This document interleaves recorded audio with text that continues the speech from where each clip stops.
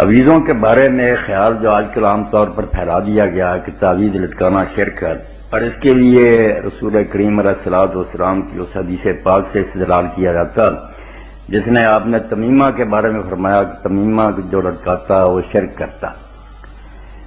مگر تمیمہ کا ترجمہ عربی زبان میں تعویذ کسی نے نہیں کیا.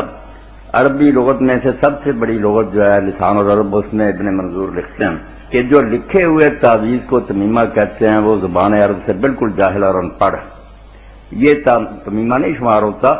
علامہ البانی صاحب بھی کہتے تھے کہ تعویذ نہیں لٹکانا چاہیے، اس کو پسند نہیں کرتے تھے، مگر وہ کہتے تھے تمیمہ میں یہ داخل نہیں، نہ شرک ہے، کیونکہ شروع سے دو خیال آ رہے ہیں. کچھ کہتے ہیں نیک لوگ کے لٹکا لینے میں کوئی حرج نہیں، کوئی کہتے ہیں بچنا چاہیے، مگر نہ کسی نے حرام کا نہ شرک کا.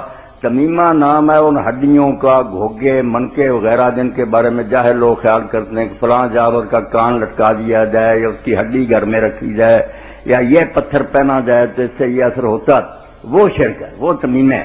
جو عبارت لکھی ہوئی ایک درخواست کہ اللہ تو ہی شفا دینے والا، مجھ کو شفا دے، بجائے بار بار پڑھنے کے وہ گلے میں لٹکائے پھرتا کہ اللہ میں تو ہر وقت یہ درخواست کر رہا ہوں، اس کو شرک کسی نے نہیں کہا. امام ابن حنبل رحمۃ اللہ علیہ فرماتے ہیں کہ اگر کوئی شخص ایسا تعویذ بخار کے لیے لکھتا ہے جو محمد ابن علی یعنی امام محمد باقر نے لکھا تھا، وہ زاد المعاد میں ابن قیم نے نقل کیا، تو فرماتے ہیں اس میں کیا حرج ہے، یہ تو اہم توحید ہے. اس لیے ابن قیم ابن تیمیہ رحمہ اللہ خود بڑے تعویذ لکھ گئے ہیں کہ ایسے ایسے کاموں کے لیے ان سے فائدہ اٹھاؤ.